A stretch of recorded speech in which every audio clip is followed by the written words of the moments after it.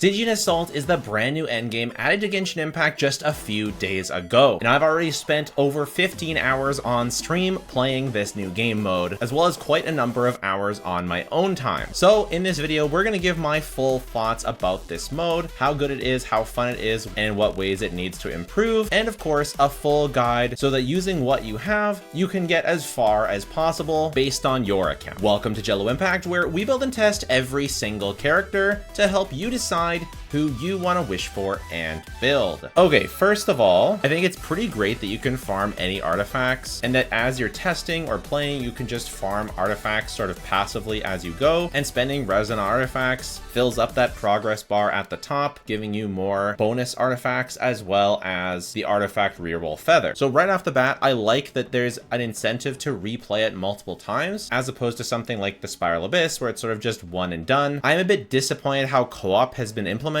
You can only use co-op to get the rewards for difficulties 1, 2, and 3, whereas difficulty 4 and 5 need to be completed in single player to get the rewards, which kind of defeats the purpose. In addition, clearing on a higher level does not give you better artifact drops, so there's actually no incentive to play co-op on the higher levels, which kind of killed my excitement in trying to, get together with people and do co-op stuff. So that's that. In terms of the rewards themselves, the Primo Gems are just on the first 3. I think most accounts will be able to beat the first 3 if the account is active in building characters and building half-decent teams. I don't think the first difficulty spike comes from floor 4, and the second difficulty spike comes from floor 5, and then of course the third difficulty spike comes in floor 6. I think a well-invested account that can clear the Spiral Abyss should probably be able to clear floor 4. There are some accounts that might not be able to, but I think most will, at least if they get creative. And floor 5,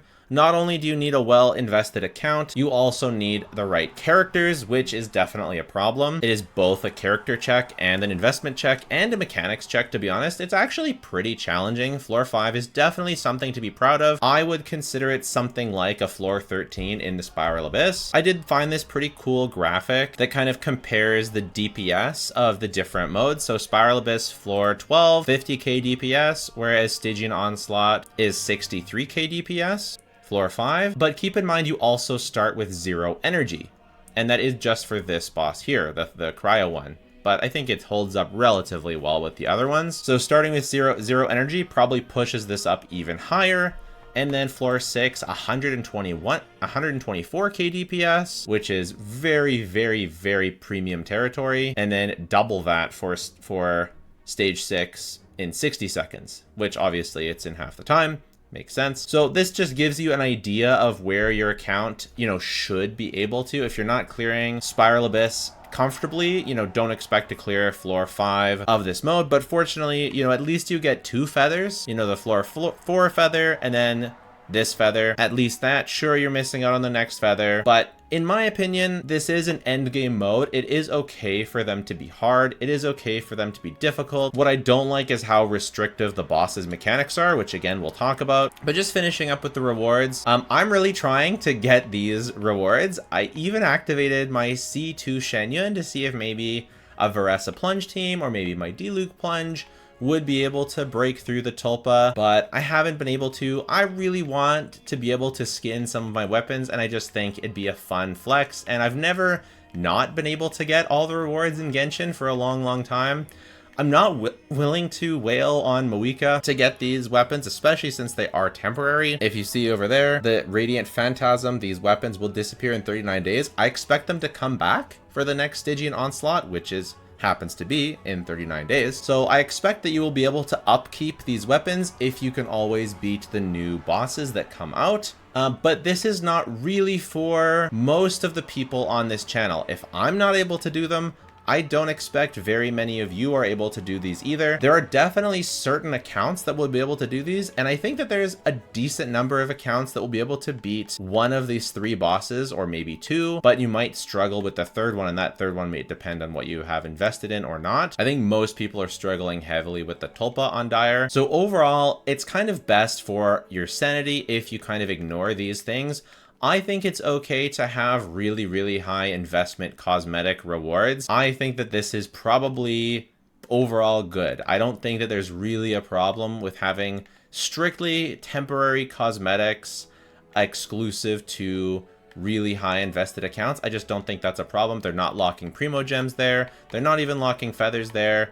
They're just locking the weapons. And then these weapons, the shiny ones, which look very cool, to be honest, they are locked behind an almost impossible level of DPS. This is only for really the highest level, like C6, R5 type of accounts.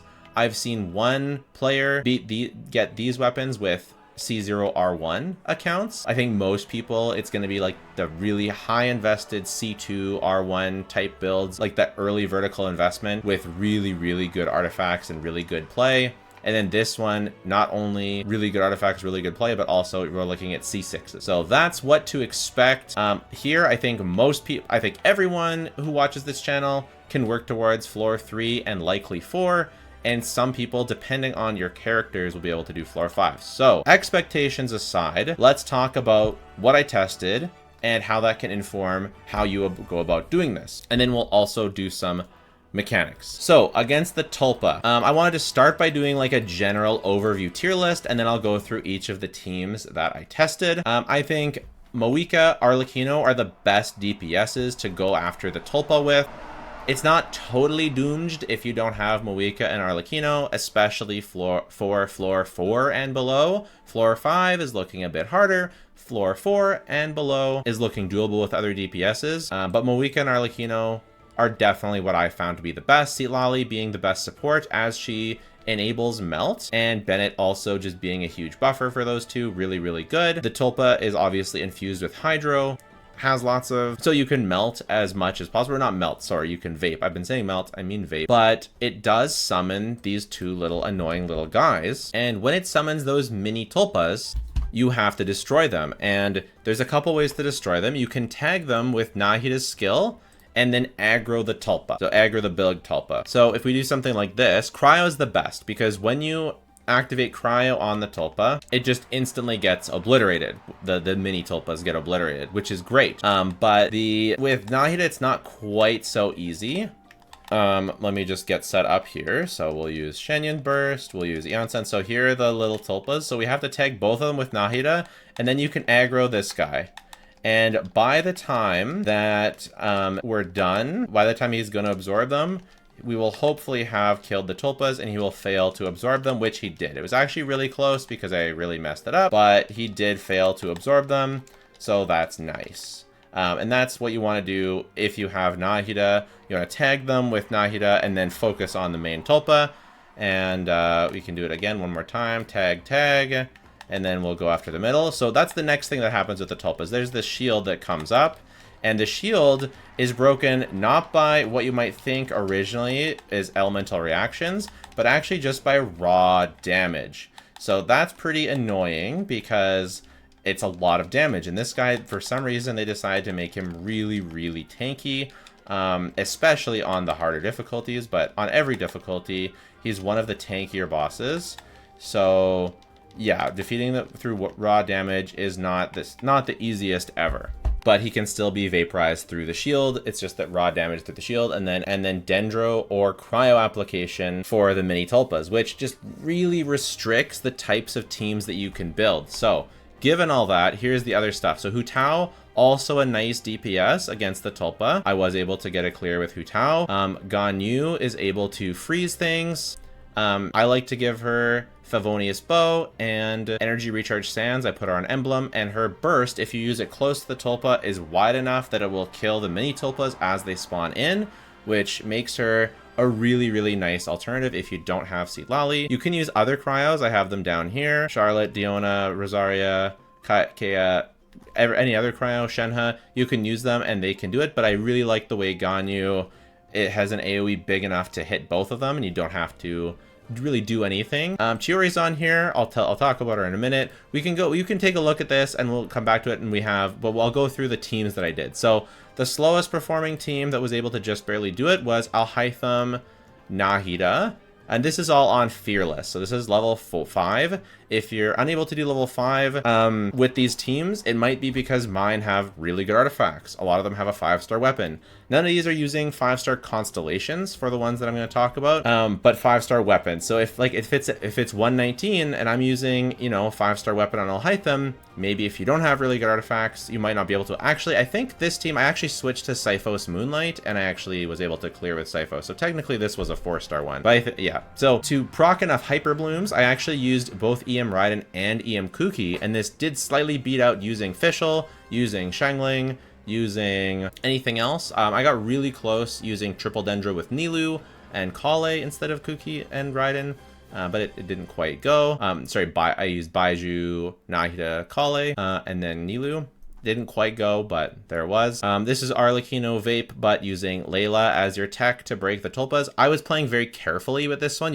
I could definitely get a much better clear, but I kept dying with Arlecchino, so I played a very careful one with lots of bursts and wasting a lot of her damage to be safe, so it's fine. I did a clear with Chaska. I got a much better time with Moika, but this is like a no Moika run.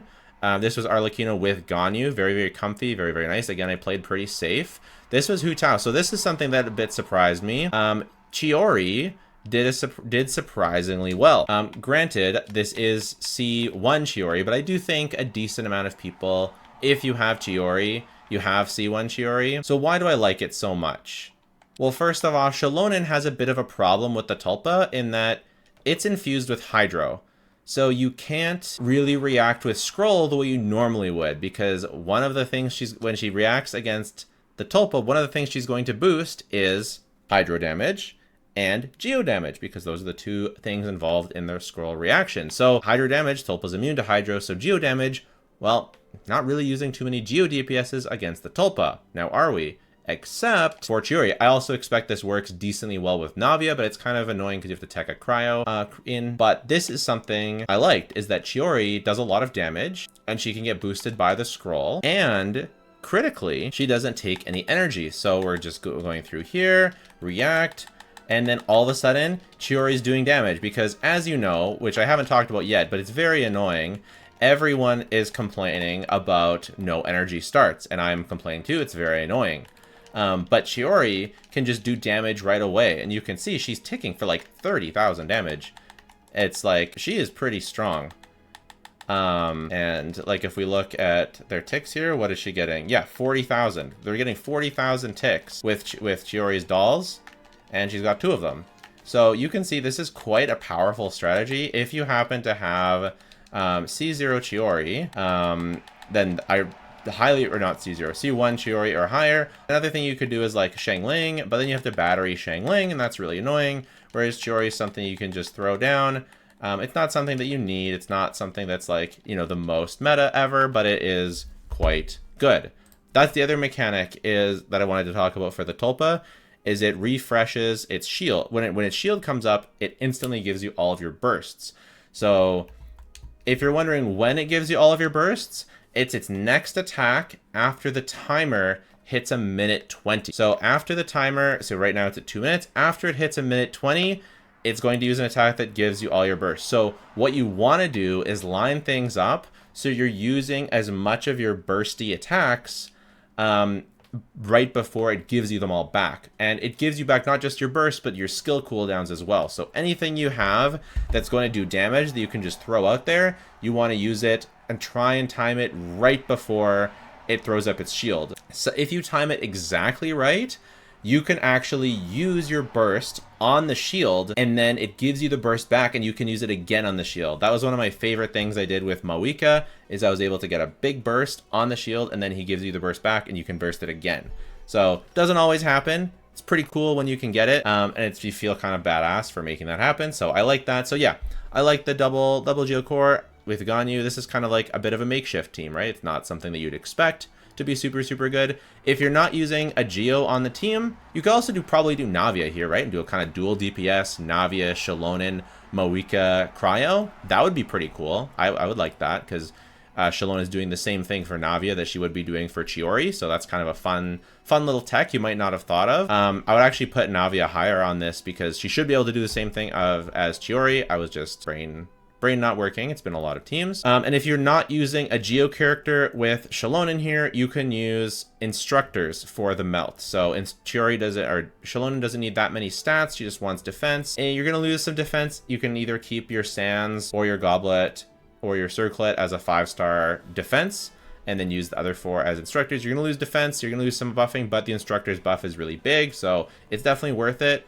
I kept my Citlali on scroll for all of these. If you really want it to be optimal, it'd be a tenacity build on Citlali, but I have my tenacity build on my Farina for my Skirk team, so it is what it is. But the really high-end players are using tenacity because, again, Citlali can't do scroll unless you're playing a Skirk team. So speaking of Skirk teams, I actually got really excellent clears. She tied for my 2nd fastest clear. Skirk did with the Hydro Tulpa and could possibly even do better. The problem, of course, with using Skirk here and why she's not on the tier list is because if you use Skirk, then you can't use Skirk for the Automaton and Scoffy for the Automaton, and then you're pretty much not going to clear the Automaton. So I've heard that there are other ways to do it, but it's like, it doesn't really, it feels like those ways could also beat the Tulpa.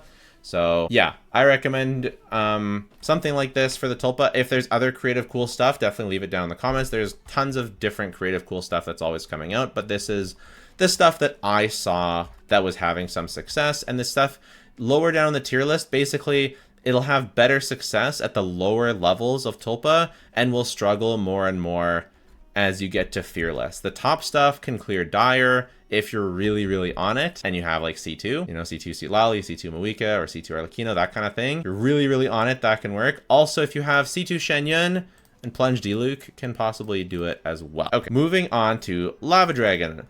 Everyone has a least favorite boss. Some people's least favorite boss is Tulpa. That's my least favorite boss. A lot of people's least favorite boss is Lava Dragon, and a lot of people's least favorite boss is Automaton. They're all hated. They picked 3 of the most hated bosses for this event. I can't believe they didn't even give us one nice neutral boss for testing. Absolutely rude. Definitely my least favorite part of this event. Not event, this new mode. But the Lava Dragon at least has a bunch of strategies that are solid. Namely, number 1 being burning, number 2 being overloaded. Both of them really excellent strategies, and even on Fearless, level 5, don't necessarily need the highest DPS ever. So let's talk about the mechanics. By the way, I really like this zooming in. I can look at Skirk every time. Admire. Anyway, I'm not a simp. Okay, mechanics. So there's nothing too crazy about the mechanics for this Lava Dragon. The main one is that it has this bar at the top, and I talked about this in my Abyss guides. But the bar, as you apply Pyro, will continue to deplete. So you'll spend most of the first phase of your fight depleting that phase. Once the bar circle completes, he transforms into this next phase. In this phase, so hold up. In the first phase, he has huge resistances to every single element. So doing damage in this phase gives you nothing. It's really not worth doing damage at all in this first phase. And so we're trying to get him into the second phase. So now he's transforming, he's entering his second phase, and oh, my Shangling is not on Fav. So in this second phase, he has reduced resistances to every type of damage except for pyro damage. Okay, that's this phase. Then you hit him again, and he goes into the down phase. Now he resists no particular types of damage. So pyro DPSs, you will need to do your damage in this phase. So that's the question. So you might be thinking, well, why don't we have to bring pyro anyways, why don't we bring some cryo DPSs? Why don't we bring some hydro DPSs? Why don't we get your Novelette in here? Well, when he has this bar, if you hit him with a hydro or a cryo attack, this bar unfills up. It goes back down, which is really bad. And you definitely don't want to do that because then you're giving him back his resistances and it's just not going to be a fun time. So you really want to focus on keep that bar moving forward. And if you're a Pyro DPS, your goal is to do damage in this state, right? So I'm going to pop my Bennett Burst, and then my Arlecchino can do damage. And if you're an Electro or a Dendro or an any other type of DPS, or Geo or Animo or whatever, you can do your DPS in both this phase and the middle phase. So that is how he works. And the 2 main strategies, like I said, are Burning, which is what we're using here, and Overloaded. And those both count as pyro reactions that are depleting that bar. So there's lots of ways. Well, those are the two main ways that you're going to do to deplete that bar. I don't even know why I'm bothering to finish this off. Did we get it? Ha ha ha, I didn't get it. They're not very generous. Anyways, I wasn't really trying properly. So in terms of what has worked, I have found Kenichi, Emily, Xiangling, Veressa, Moika, Bennett, Chevreuse, Yansan, Nahida, and I would throw Arlecchino up there too. It's like all of them are perfectly great at defeating the boss, because as long as you're applying pyro, you're going to be doing well. Klee, surprisingly amazing. Overload DPSs, Cloran and Raiden. You could move Raiden up. You know, I've seen a crazy run by Jamie with C2 Raiden on Dire, defeating it. Very, very impressive. When you're on the edge of not being able to defeat it, there's a lot of min-maxing you can do into when you're using your skills at the right times to making sure you're doing the most damage possible in the right phases. Electro DPSs, they can do damage in the second and third phases. Geo DPSs, same thing. Dendro DPSs, same thing. But Pyro DPSs have to wait until the third phase. Hydro DPSs, you can use Mualani. I was able to get a pretty darn good minute 3 clear with Mualani. You just have to completely never use Mualani until the third phase when he's fully down, the shield is totally down, and then you can go crazy. I think this would work with Nahida, but it's going to be a bit trickier. Nahida is basically a budget Emily. If you don't have Emily, you can use Nahida. She can either hold Thrilling Tales and pass it to an on-fielder, or you can just do whatever. These characters down here, basically, they're just sort of more carried by the other stuff, but there's still fine ways of doing damage in the down phase. I had my Wanderer here. He got a minute 9, not too bad. A bit carried by Emily, but still doing, you know, most of the damage here was Wanderer, so good job. Klee as a pyro app support for Veressa. You may find you need to use your Xiangling in the Tulpa fight, and if you have a Klee, you know, you have a good Veressa, this is a pretty good time. This is using Veressa and the Chevreuse and Klee for the pyro app. If you're using an overload team, and if you have Constellation for Chevreuse, that is a huge part of what makes the pyro app so good. It's not the only way to get good pyro app with overloaded, but Chevreuse C4 really helps with the pyro app. So that's another one of my tips, is if you're using something like Cloran, Veressa, Raiden, whatever, let's say we do this, you really want to make sure that everyone's on Fav. So you want to have your Xiangling on Fav and ER Sans, and you want to make sure Chev is on the same. Fischl, quite good on this mode to boost up some energy. So obviously we all know Xiangling applies a lot of pyro, but one thing that's pretty underrated actually is the amount of pyro that Chevreuse applies. So if we go over to Chevreuse and we do her burst, watch the shield. Burst, skill, skill, skill. It does a huge amount. I don't know, on the third one it didn't look like as much, but Chevreuse is actually like really cracked at doing pyro application. So we'll do it again here. We'll see where it is. Burst, skill, skill, skill. All from Chevreuse. Brought the bar up a huge amount, and you can see how long, you know, Xiangling is. Constellation for Chevreuse is really great. And then similarly, Klee, you're gonna have to on-field Klee more than Xiangling, though kind of has anti-synergy, but she does so much pyro application that it's like fine. This is Navia. Kenichi obviously did very well. My Yansan team actually did worse than my Bennett or Pyro Traveler team. I've seen a 4-star clear. I'll show you down below. I have an impressive 4-star thing to show you. But Pyro Traveler on Scroll here did very well. Bennett, Xiangling, and then Veressa with her premium team, of course, did the best. Now, finally, for the freeze. Here's my freeze tier list. I don't really know what to say about this boss. This boss is stupid. There's only 2 characters that really work properly against this boss. I've seen some people maybe make Ayaka without Escoffier work. It's very difficult, but you definitely can. But like Ayaka and Escoffier, or Skirk and Escoffier are just miles ahead of everyone else in this mode. And it's really sad to have so many cryo characters and to only have 2 that like actually work properly against this boss. It's just kind of bullshit. And I hope that Hoyo either gives us more cryo characters, a good free cryo character that can be used. It seems like Genshin has forgotten how to be free to play friendly with this event, and this boss is the biggest showcase. At least with this, there's stuff you can do. There's lots of stuff. And this is some kind of, I hate it because there's a bunch of stuff, but most of it kind of has anti-synergy, if we're being honest. Like, you can't melt Moika, so it's not like Moika's crazy. So the Tulpa I don't like. The Lava Dragon I actually don't mind.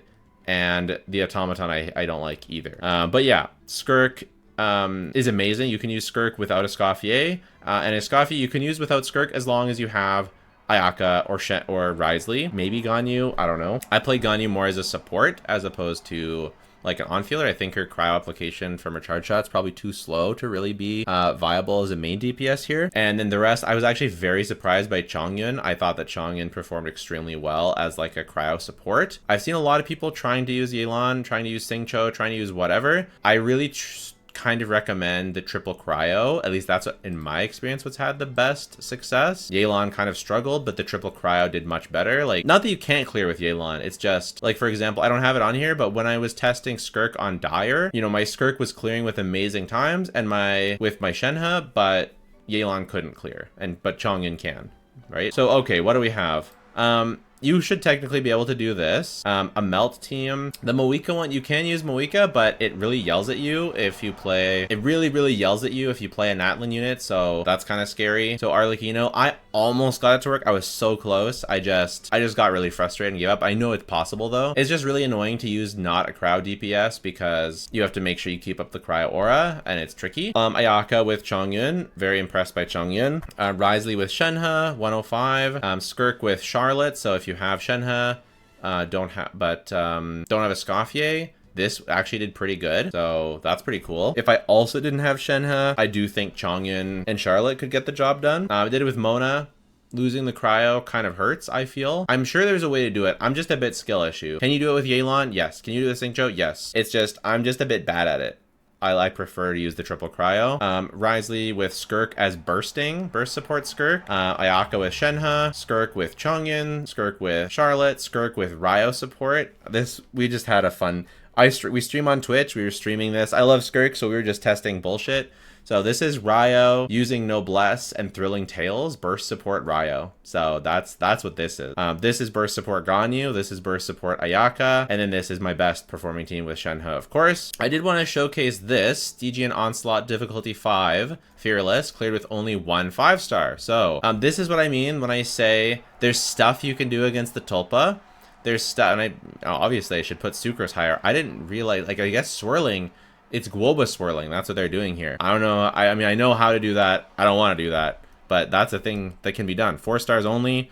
You know, 4 stars only. This is Pyro Traveler doing an overloaded team. It's not Dendro Traveler. This is Pyro Traveler, main DPS, doing an overloaded team. Very cool. And then this is Skirk with Xingqiu, Chongyun, Charlotte. Yeah, I think that Chongyun is really good as well. That's found from my testing. So that's pretty cool. If you're struggling to clear floor 5, to know that it is possible to get creative, you might have to pull Skirk on the banner. And yes, Skirk can do it without that. I don't know what they were doing for weapons. I don't know if they were using 5-star weapons. I'm gonna be honest about that. I don't really have any gameplay tips against the Automaton, and that's because the boss kind of sucks. I hate the boss because it's like, do you have Skirk and or Escoffier? If yes, you win. Yay! That doesn't make me feel good. What does make me feel good is I was able to clear Dire 6 with Skirk at 105 seconds, which I think is a very, very impressive time. We're talking about Dire 6, so that's my brag. And I was able to clear Dire 6. So yeah, I did Dire 6 with this team at 105. That's where I learned that at least my Marie-José pieces for my Skirk are not as good as my gallery pieces. I think they're both comparable builds, and if some people were saying their crit value for my gallery is higher, but my attack is higher for Marie-José, and that's about equal in value for Skirk. So anyways, and then I was able to clear Dire with Keqing, Emily, and various things, and then I was able to do with C0 Veressa, C0 R1 Veressa. I use Veressa, Xiangling, Yansan C6, and Chevreuse C6. So I was able to clear it with like 108, 118, I think. So very narrow clear. And then I know that there is a guy, there's a Japanese player, I believe. I don't know if he's JP or CN, but there's a Asian player. I think he's JP. And he used Yansan, Sitlali, and Bennett. So, and he just used C1 or C0 R1 Moika and C1 or C0 R1 Sitlali and then C6 Yansan. So technically I have all that stuff. Maybe I could do it too. That would be pretty cool. I should be able to beat this one with Keqing, Emily, Bennett, Xiangling, no problem. So technically I should be able to do it, but if you actually look, or I guess not Bennett, but what would I use? Maybe Pyro Traveler? Maybe Pyro Traveler is no healer. Anyways, I'm sure I could figure something out. But the way that he played was so crazy. If you look at his gameplay, he's doing the craziest perfect cancels with his Moika that I've ever seen. He makes it look so easy.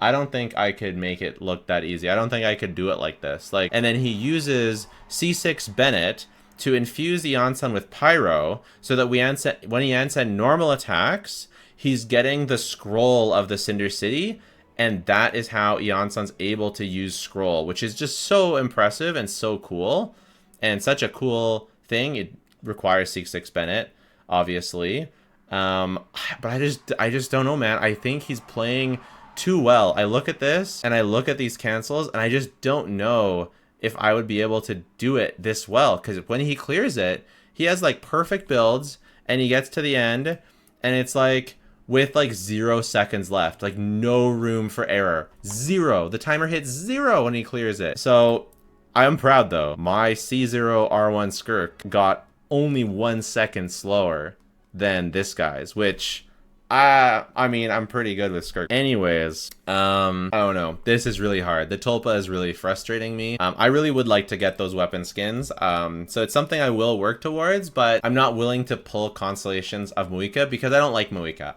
As like for me, like I like her fine. Just like for me, she is not my favorite character in the game. She's not one of my faves. So I don't want to pull constellations for her. That's just not how I roll. It's just not how I like to do. I don't like to pull for power. It's just not how I like to play. So I won't be going for it. I could activate my C1 Skirk, and I actually think I could beat the Tulpa with my Skirk team, but then I wouldn't have anything for the final team. So that is annoying that there's only a Scoffier. If there was another team other than the Skirk team that could beat the third one, then I could do that, but no. So, and it's really accentuating the problems I have with Genshin's banner system, because now I'm willing to constellate Chiori more. Why? Because I kind of want to clear this mode. I kind of want to have a C6. My Cloran's already C3. I would C6 my Cloran now, and then I could probably beat the mode. My Chiori is C1. Maybe I get C2. Maybe I get C2 Chiori, C2 Shalonen. I probably wouldn't do Shalonen, that would ruin my testing. But Chiori wouldn't ruin my testing because no one has Chiori, no one cares. Maybe I C6 Chiori, and then she helps me defeat the Tulpa on Dire because she just would. That would be sick. But unfortunately, Chiori just reran, so now I can't get her again. So it's like I can't even consider doing that after all. That would have been cool, because like before it was like, why would I ever C6 a character? There's nothing to use them against. Well, now there's something I want to use it against, but now the character that I would C6 just reran, and now I can't get her anymore. So that's where we're at. And I'm kind of annoyed. My choices are C2 Moika, which I don't want to do. Learn how to play Moika really, really well, which is annoying. So what I would rather do is, if this was like the Abyss, which I do like that you can play all three independently, but I'd really like it if you save time on one, that you could get more time on the other. So if I could min-max my skirt clear because I got it in only 105, that would give me more time, so 2 minutes and 16 seconds, to do my Moika time. That would make me happy, because then I could spend a bunch of time min-maxing my skirt clear, maybe getting constellations on Skirk, and that would help me with my Moika clear. But no, I have to play Moika, which I don't enjoy as much, over and over again if I want a shot at the weapons, which, I mean, again, it's just cosmetic, but I've never not gotten anything in Genshin. This is kind of my job. This is kind of, I would like to get at least this level, even if it's not the glowy ones. I would like to get that level because I think it's like attainable for me, because I've done 2 out of 3 already. But I digress. Overall, I actually do like the new mode. I do like it. There are a bunch of problems with it. Namely, the bosses are way too restrictive, and the Tulpa is actually okay. It just has too much HP, which makes it more restrictive, that only the best strategies work. That's the problem with the Tulpa. It's actually like not that bad. It's like really annoying, but it's not that bad. But they don't balance how restrictive it is with the HP. And then the Pyro guy is actually not a problem. There's a bunch of teams that can do it, and I think a lot of people can be creative and do it. So that's kind of cool. And then the Automaton, I just don't like because there's only 2 viable cryo characters to use against it, which just really locks things up. So overall, I think it's good-ish. I think instead of all of these really annoying buffs, they should give it more HP and give us cool buffs that allow us to use cool things and different things that are cooler. So this is a problem they had in the Abyss way back in the day. They give us debuffs essentially, and they give the boss buffs. It's more fun to make it more difficult and give us buffs. And things that make it more restrictive. How about you give us mechanics that make it less restrictive if we play well? So how about the shield is a play well check somehow, instead of a damage check? That's what I would like. I have some hope that they will improve it. I don't need them to make these easier to get. I don't need to make them more accessible. I just want it to be a bit less restrictive in what we can use and the boss design. So they need to fix the boss design. They need to fix co-op so it actually feels worth you playing. Obviously, I've barely talked about it. They need to fix the energy thing. It's very annoying. A ton of characters start with no energy, and that's really annoying. They need to give Xiangling, they need to give us more alternatives to Xiangling that are skill based, so we can have an off-field pyro applicator DPS. Moika only kind of counts because she's a DPS as well. I'm looking for an off-field unit. If you're going to be this restrictive, there needs to be a free-to-play version of Escoffier or Skirk so that a well-invested account can have a chance, even without the other character. Like, there are options for the other, and just fix the balancing on the Tulpa so it's a bit more in line. I think it's quite a bit more of a DPS check than the others. So yeah, that's what I think.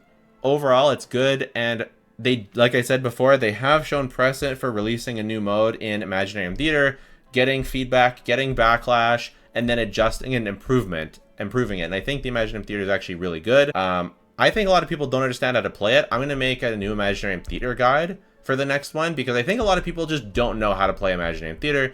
And I think if you really learned how to play it properly, you might like it more. So yeah, that's what I think about the new endgame mode. That's my tips. Let me know your thoughts. Subscribe if this was helpful. And if you don't want to do that, that is totally fine. Just watching the video has been more than enough.